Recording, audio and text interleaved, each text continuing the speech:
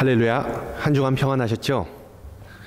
3월 10일 수요일 저녁 예배에 오신 모든 분들을 주님의 이름으로 환영합니다. 우리 다 같이 사도신경으로 신앙 고백합니다. 전능하사 천지를 만드신 하나님 아버지를 내가 믿사오며 그 외아들 우리 주 예수 그리스도를 믿사오니 이는 성령으로 잉태하사 동정녀 마리아에게 나시고 본디오 빌라도에게 고난을 받으사 십자가에 못 박혀 죽으시고 장사한 지 사흘 만에 죽은 자 가운데서 다시 살아나시며 하늘에 오르사 전능하신 하나님 우편에 앉아 계시다가 저리로서 산 자와 죽은 자를 심판하러 오시리라. 성령을 믿사오며 거룩한 공회와 성도가 서로 교통하는 것과 죄를 사하여 주시는 것과 몸이 다시 사는 것과 영원히 사는 것을 믿사옵나이다. 아멘. 우리 찬송가 314장입니다. 죄송합니다. 314장.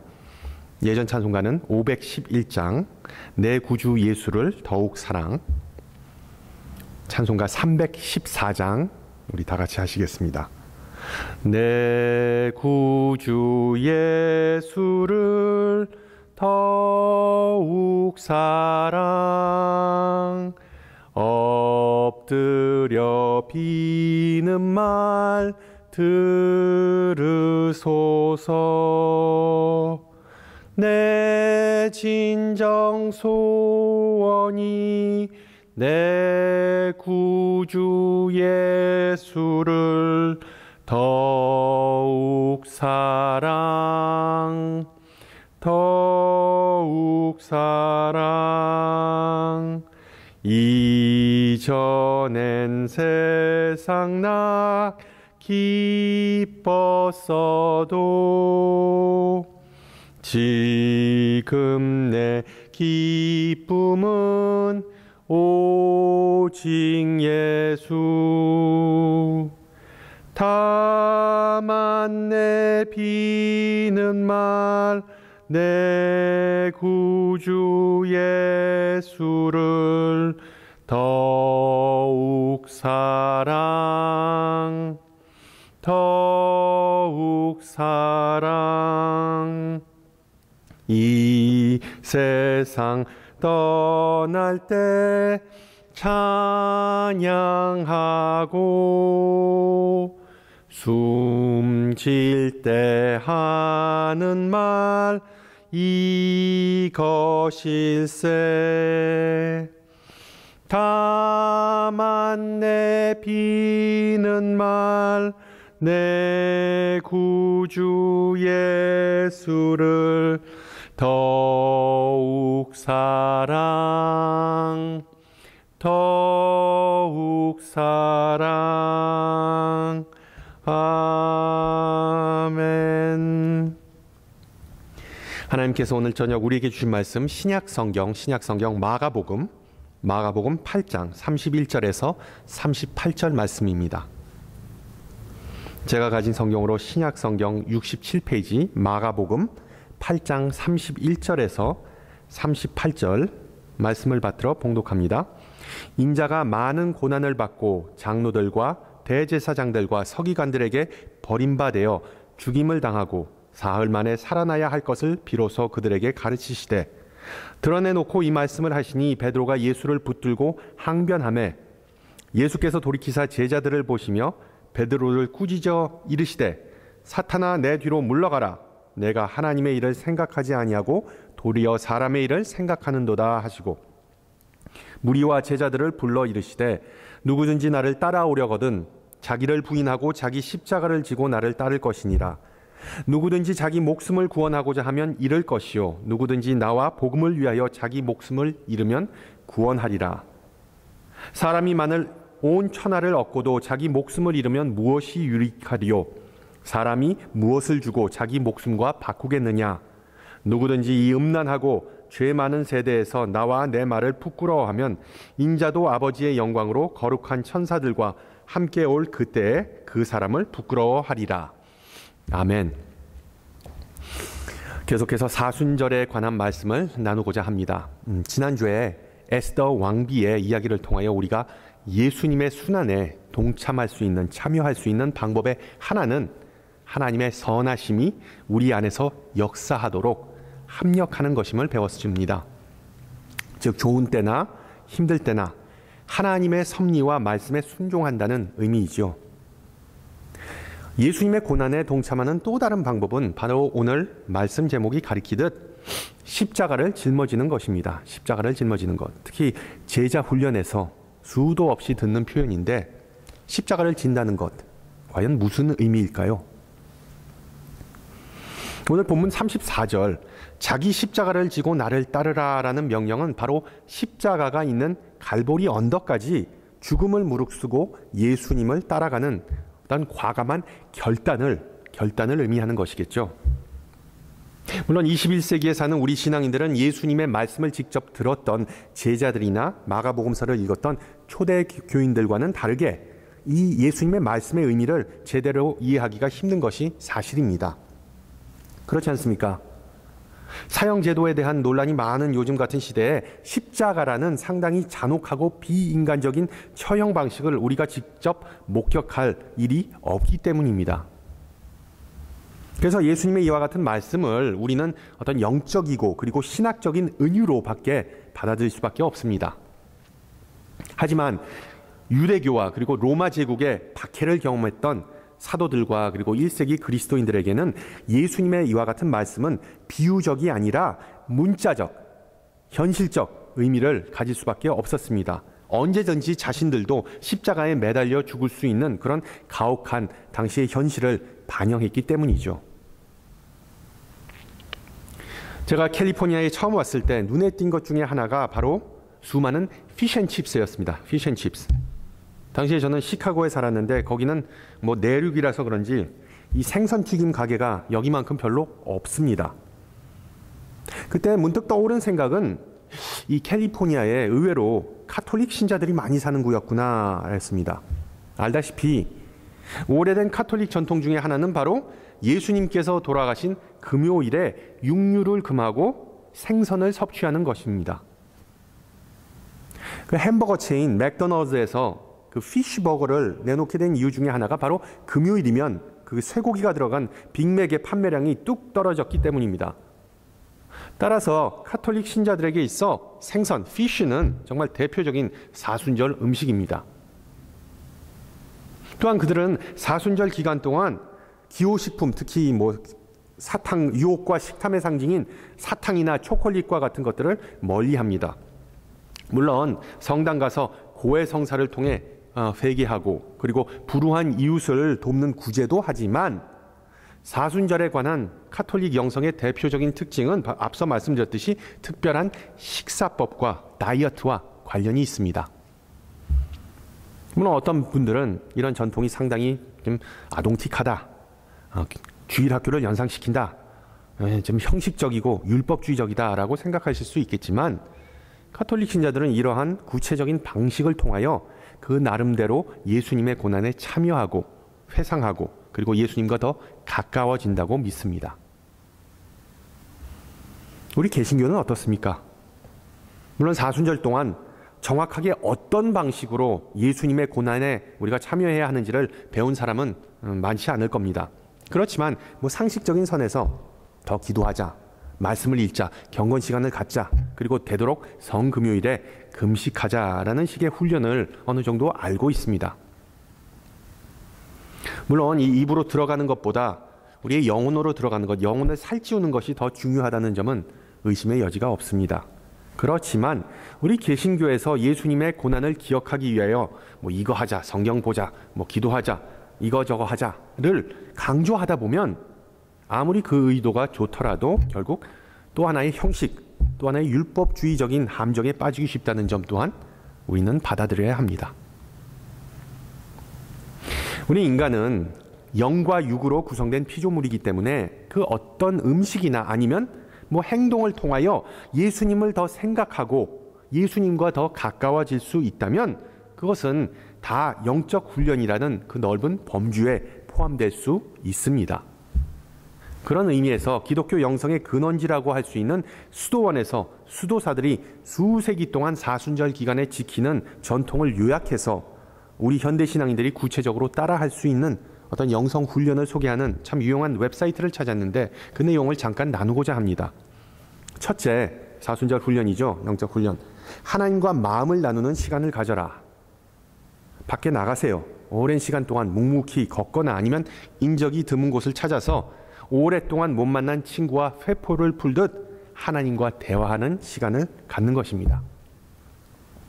둘째, 일을 줄여라. 일, 노동 또는 일과가 우리의 삶의 중심이 되는 것이 아니라 일거리를 과감하게 줄이고 그 남은 시간을 기도, 묵상과 성경 또는 신앙서적 읽기 등을 통하여 하나님과 충분한 시간을 보내는 것입니다. 셋째, 충분한 수면을 취하라.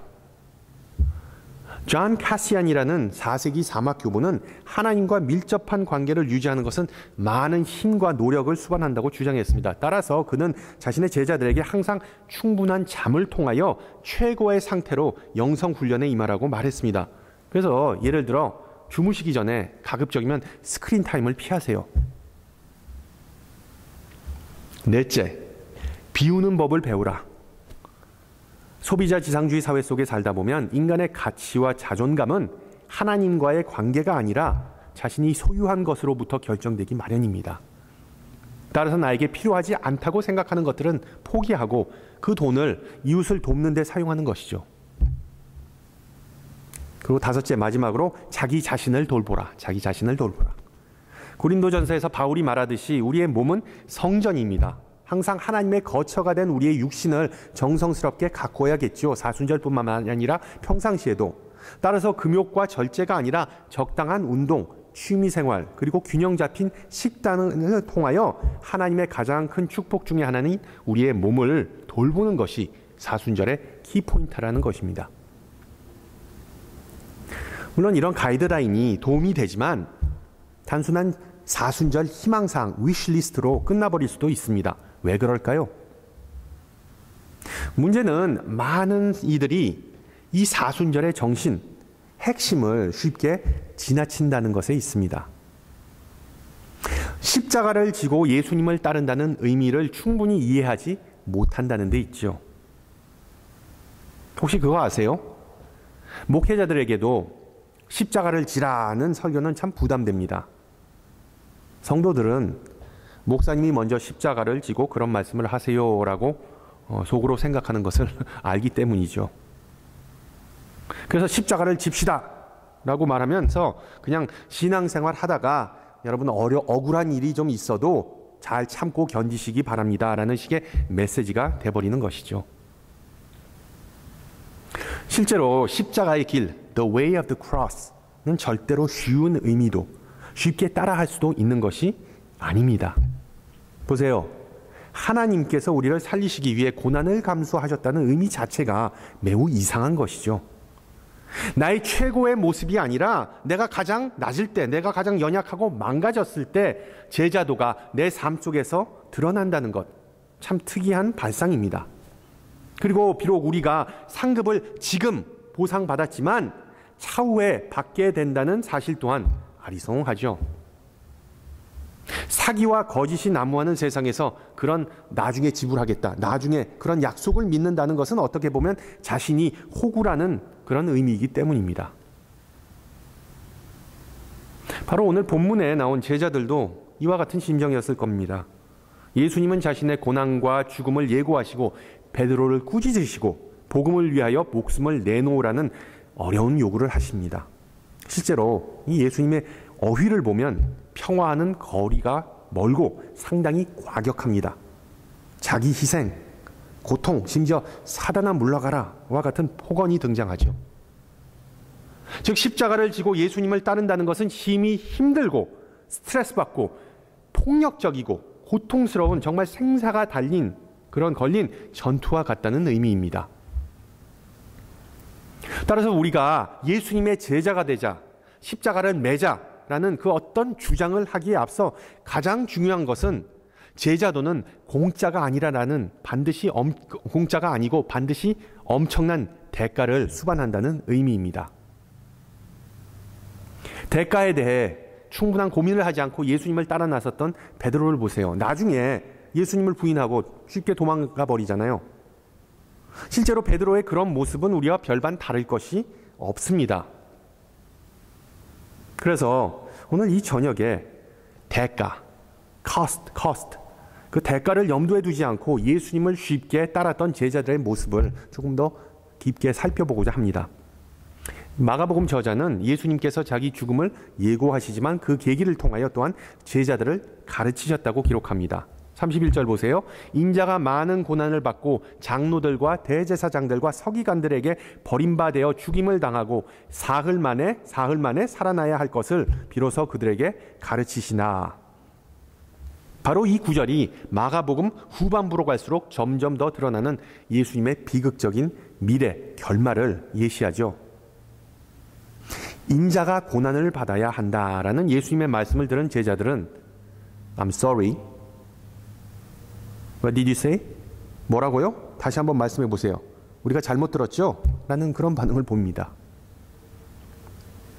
자신들이 알기에 예수님은 메시아, 하나님의 기름 부음 받은 자였고 항상 하나님의 아들 또는 사람의 아들, 즉 인자라는 호칭으로 불렸습니다. 100% 하나님이자 100% 인간이었기 때문에 예수님은 하나님의 나라를 이 땅에 세우실 유일한 분이셨습니다. 하나님의 선택을 받은 분이셨기 때문에 왕의 위엄을 하루라도 빨리 드러내는 것을 제자들은 애타게 기다렸습니다. 바로 로마의 속박에서 벗어나서 독립하는 것이었습니다. 땡. 안타깝게도 예수님은 그 반대로 자신이 더 큰 고난을 반드시 당해야 한다고 말씀하시죠. 예수님은 왕이셨지만 그 정치인들의 노련하고 애매하고 듣기 좋은 어법과는 상당히 거리가 있었습니다. 지난 바이든 대통령 취임식 연설을 들으신 분들은 아시겠지만 우리가 비록 힘든 상황에 부닥쳤지만 우리가 단결하면 승리할 수 있다라는 상당히 긍정적인 메시지, 긍정적인 내용이었습니다. 반면에 오늘 예수님께서 하신 연설은 대충 이런 의미이겠죠. 여러분, 내 정책이 마음에 안 들면 언제든지 저를 탄핵하세요. 저를 감옥에 쳐넣어도 되고 사형시켜도 됩니다. 제자들에게는 얼토당토하는 궤변으로 들렸겠죠. 당연히 베드로는 예수님이 어떤 정신이 슥하고 심지어 귀신 들렸다고 믿고 일종의 축귀의식, 엑소시즘을 행합니다. 오늘 본문에 예수님을 붙잡고 항변하다라는 구절이 나오는데 이건 상당히 순화된 표현입니다. 히라보 원문을 보면 에피티마오라는 단어인데 항변하다. 보통 축귀의식 때 악한 영에게 너 조용히 해, 너 닥쳐 라고 꾸짖는, 그러니까 악한 영을 꾸짖는, 호통을 친다는 의미입니다. 여러분, 하나님의 아들이 사단과 동일시되니까 그것도 자신의 제자로부터 예수님의 기분은 어떻겠습니까? 33절에 나온 예수님의 반응이 우리는 이해가 됩니다. 예수께서 돌이키사 제자들을 보시며 베드로를 꾸짖어 이르시되 사단아 내 뒤로 물러가라. 내가 하나님의 일을 생각하지 아니하고 도리어 사람의 일을 생각하는도다. 예수님께서 베드로를 사단으로 호명하면서 꾸짖으신 것을 놓고 우리는 어느 인간과 마찬가지로 베드로도 인간이었기 때문에 악한 영과 아니면 성령에 의해 수시때때로 영향을 받는다라고 그런 식으로 해석할 수 있겠죠. 그러나 보다시피 원문을 자세히 보면 예수님과 베드로는 너 제 정신이니? 너 뭐에 씌웠니? 라고 서로를 심하게 꾸짖고 비난하는 그런 상황이었습니다. 실제로 서로의 방향과 사고가 완전히 엇갈린다는 것은 예수님의 내가 하나님의 일을 생각하지 않고 사람의 일을 생각하는도다에서 잘 드러나죠. 고난과 죽음은 메시아와는 전혀 어울릴 수 없는 개념이었기 때문에 베드로는 더욱 이해할 수가 없었습니다. 아마 마음속으로는 이런 생각을 했겠죠. 주님, 이제 우리에게 남은 것은 꽃밭길만 걷는 것인데 주님이 죽으면 아무런 소용이 없지 않습니까? 우리 함께 좀 다른 방법을 물색해 보자고요. 갈림길에 선 베드로는 아직도 타협의 여지가 있다고 믿었습니다. 타협이 가능하다고 믿는 사람과 타협이 전혀 없다고 믿는 사람이 서로 충돌하면 당연히 대판 싸우게 되는 거죠. 예수님의 요점은 다름 아닌 자기 자신도 제자이고 제자의 길을 걷는 사람이라는 메시지입니다. 비록 그의 제자들이 자신을 랍비, 즉 선생이라고 불렀지만 예수님의 생애는 정말 제자도와 섬김의 구현이었습니다. 예수님은 왕이셨지만 그 당시의 왕들이 어떤 전선에서 멀리 떨어진 궁궐에서 작전 명령을 내렸던 것과는 다르게 예수님은 전우들과 함께 영적 전선에서 전투에 몸소 참여하셨던 것이죠. 인자가 고난을 겪어야 한다라고 말씀하신 것은 백성이 하나님에게 새롭게 나갈 수 있도록 자신의 원수인 장로들, 대제사장과 그리고 서기관들과 사투를 벌여야 할 거라는 의미입니다. 적진인 예루살렘을 향하여 전진하면서 하나님께서 자신에게 맡기신 그 임무, 명령을 수행하기 위하여 몸과 마음과 영혼을 다 쏟아부을 그런 각오를 하셨기 때문에 제자들과 같이 자신 측근들의 소원을 충족시켜 주시지 못한다는 것을 분명히 보여주셨습니다. 예수님의 목적은 오직 하나님의 뜻에 부합하는 것이었기 때문에 결국 십자가를 짊어지는 것은 다름 아닌 치열한 영적 전투를 의미하는 것을 기억하시기 바랍니다. 예수님처럼 참된 제자로 살기 힘들어하는 우리에게 오늘 본문이 주는 메시지는 명확합니다. 이번 사순절 기간, 특히 코로나 사태로 인하여 뒤숭숭한 기간 동안 우리 가족과 직업, 각종 교회를 포함한 우리가 속한 다양한 공동체와 그리고 또한 친구들의 다양한 요구 사항들을 우리가 다 충족시키기, 그 밸런스를 찾기가 쉽지 않죠. 특히 이런 상황이 1년 동안 지속되다 보니 우리의 마음과 영혼은 점점 분산되고 심지어 망가지는 경우가 있습니다. 이런 와중에 우리 주님께서는 제자도에 대한 새로운 이해를 제공해 주십니다. 이 땅의 것이 아니라 하늘의 것에 집중하라. 그리고 고난을 감수하여라. 당연히 사순절이니까 고난 혹은 순환이 특별히 이상한 것은 아니죠. 그런데도 우리가 처한 현재의 특수한 상황을 고려하면 어떤 평안과 그리고 또한 위로가 필요하다고 느끼는 것도 자연스러운 겁니다. 그러나 여러분, 예수님의 말씀을 다시 잘 생각해 보세요. 인자가 많은 고난을 받은 것처럼 나를 따르는 자들도 많은 고난을 받아야 한다. 일반적으로 인생은 자신을 위해 사는 거지 남을 위해 사는 것이 아닙니다. 그러나 제자는 예수님을 위해 사는 인생이기 때문에 예수님이 가신 십자가의 길에서 벗어나는 사람은 더는 제자가 아닙니다. 그 길은 서두에서 말씀드렸듯이 문자적인 의미에서 육체적인 죽음, killing, death를 의미하기도 하지만 영적인 죽임은 자기 부인, self-denial, 자기 부인이 가장 큰 특징입니다. 제자들은 이 사실을 몰랐지만 사도 바울은 이 사실을 나중에 깨달았기 때문에 고린도전서에서 내가 매일 죽노라라고 기록합니다. 고난과 고통이 즐겁거나 매력적이라고 생각한다면 그건 정신병이겠죠. 예수님의 아픔을 나눈다고 동참한다고 중세시대처럼 자신의 몸을 채찍질하는 그런 행위를 했다가는 정신병원으로 잡혀갈 겁니다. 우리 주님께서 항상 긍휼한 마음을 품으셨듯이 제자의 길을 가는 우리도 남의 고통을 외면해서는 안 되겠죠. 그러나 예수님의 요점은 우리가 고통과 고난을 충분히 감수할 만한 대가가 큰 것을 위하여 힘쓰라는 의미입니다.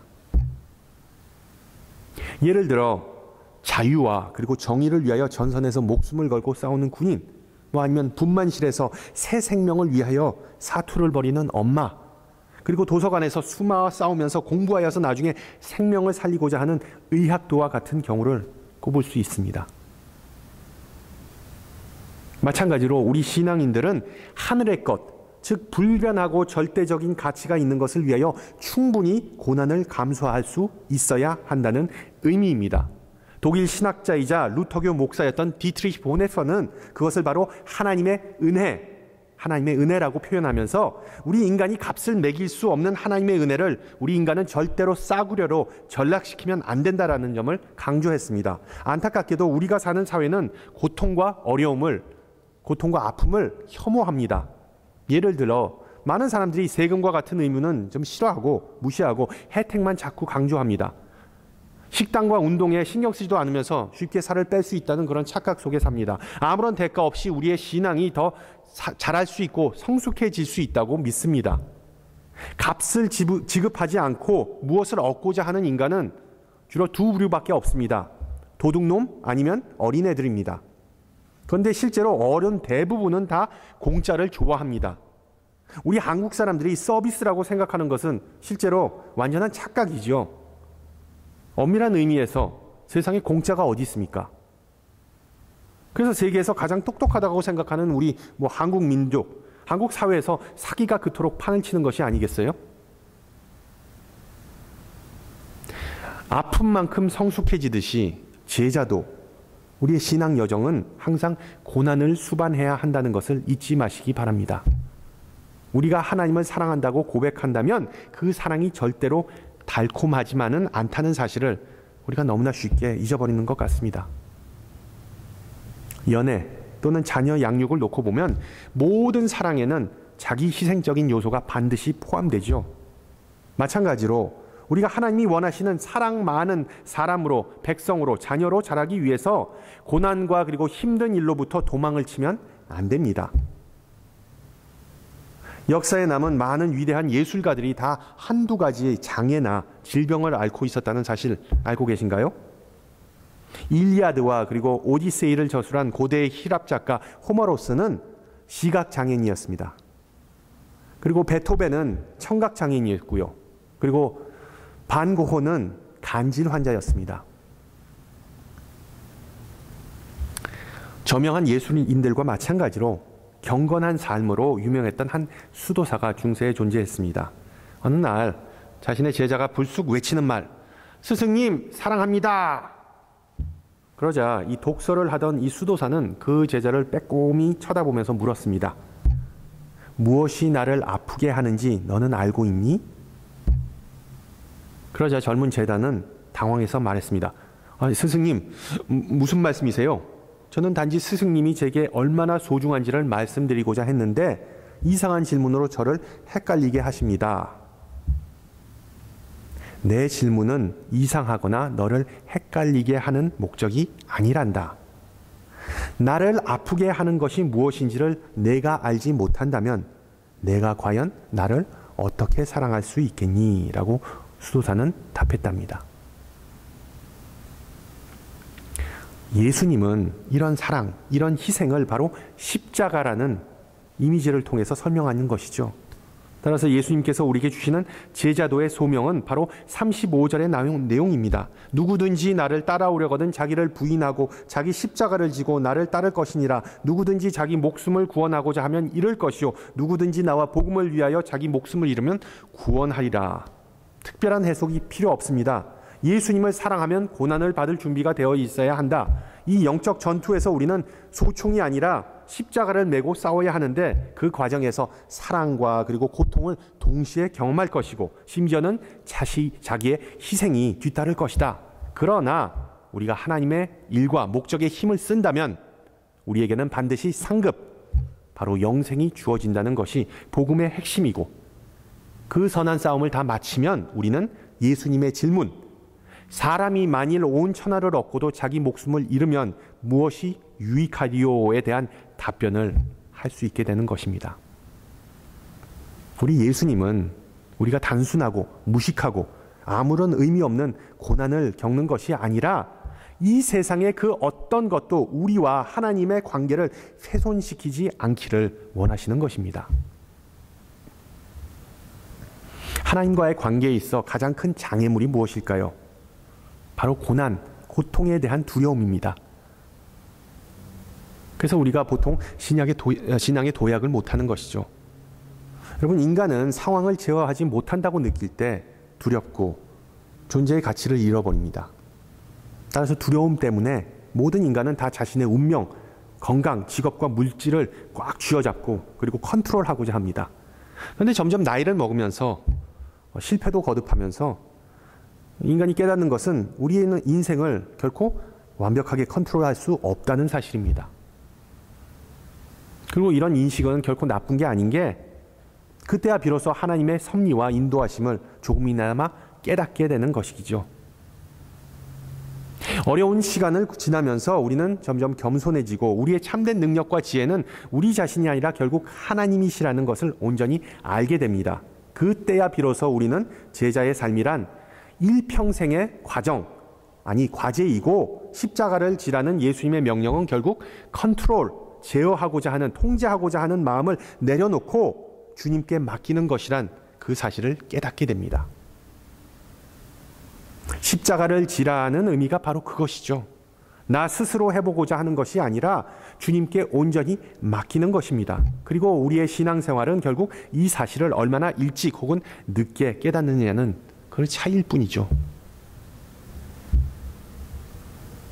여러분 기억하시기 바랍니다. 우리가 면류관을 내려놓고 십자가를 움켜쥘수록 하나님의 은혜에 조금씩 더 깊이 들어가면서 점점 더 많은 것을 또한 내려놓을 수 있게 되는 것입니다. 결국 우리가 생을 마감하는 그때 우리의 생명까지 내려놓는 것이죠. 그 과정 속에서 비록 많은 시행착오와 아픔과 슬픔이 있겠지만 그 끝에는 영생이 있다는 것을 기억하시면서 선한 싸움을 포기하지 말고 승리하시기를 주님의 이름으로 축원합니다. 함께 기도하시겠습니다. 사랑이 많으신 하나님, 우리를 위하여 독생자를 보내주시고 그의 삶을 통하여 제자도의 모범을 가르쳐 주심을 감사드립니다. 또한 그 한없는 은혜의 상징인 십자가의 보혈로 우리를 새롭게 하심을 감사드립니다. 그리고 지금도 변함없는 생명의 말씀으로 우리를 인도하시고 지혜 주심을 감사드립니다. 그 말씀이 때로는 우리의 마음을 아프게 하지만 세상의 것만을 추구하는 우리의 마음을 하늘의 것을 추구하도록 만드는 좋은 약임을 이 시간 배웠습니다. 때로는 베드로와 같이 십자가를 지지 않고 넓은 문을 들어가고 쉬운 길을 가고자 하는 마음이 있음을 고백합니다. 주님께서 책망하실 때 마음 문을 열고 겸손히 귀를 기울이게 하소서.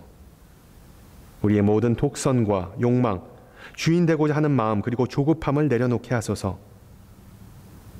팬데믹으로 인하여 고통이 이어지고 소망이 흐릿해진 이때 아픈 이들을 어루만져 주시고 질병과 싸우는 모든 의료진과 실무자들에게 용기와 능력을 주시기를 간구합니다. 특히 주님의 몸된 교회와 수많은 성도가 갈등과 고난을 통하여 믿음이 더욱 자라고 신실한 제자로 거듭날 수 있게 하옵소서. 우리 함께 주님 가르쳐 주신 기도합니다. 하늘에 계신 우리 아버지여, 이름이 거룩히 여김을 받으시오며 나라의 임하옵시며 뜻이 하늘에서 이루어진 것 같이 땅에서도 이루어지이다. 오늘날 우리에게 일용할 양식을 주옵시고 우리가 우리에게 죄 지은 자를 사하여 준 것 같이 우리 죄를 사하여 주옵시고 우리를 시험에 들지 말게 하옵시고 다만 악에서 구하옵소서. 대개 나라와 권세와 영광이 아버지께 영원히 있사옵나이다. 아멘. 네, 한 주간 평안하시고요. 다음 주 이 시간에 찾아뵙도록 하겠습니다. 샬롬.